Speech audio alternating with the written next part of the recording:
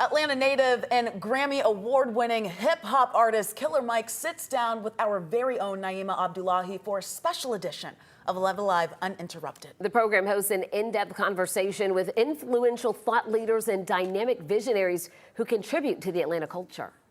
A freedom just comes with saying, this is who I am.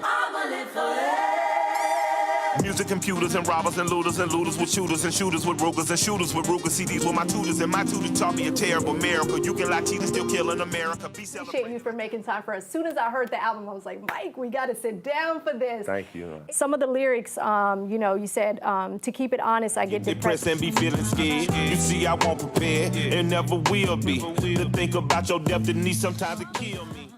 And then you went on to say, like, can you believe it, Mama? I achieved it, Mama. I turned these hating people to believers, Mama. Like, you were talking directly to her, as if she is still here and her energy is still here. Yeah, I know this about black people.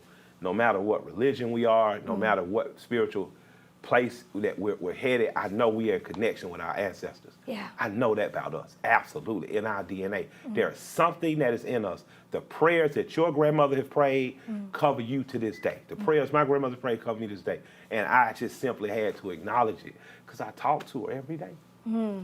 Every day I wake up, I meditate, I pray. I remember my grandmother coming to me in a dream. She did. And whether that's angels disguised as them or whether that's them, I know energy does not die. So I know that my mother in the physical is gone, but the energy that she loved me with, that she brought me here with, will never die. So she's with me. You know, if I sit still and quiet long enough, I hear old lessons and jewels of wisdom that she's given me. I just have to quiet my mind. And this emotional journey of making the album, what did you tell her after you wrapped up the album? Oh man, I did it, girl. I just drove around 285. I got a thing where I listen to it now when I want to listen. I just get on 285 and just drive around it. And I just did it, and I just cried. And I just laughed, and I giggled, and I went out and parked in front of her old house that I'm still on, and I just talked to her, just like I did it.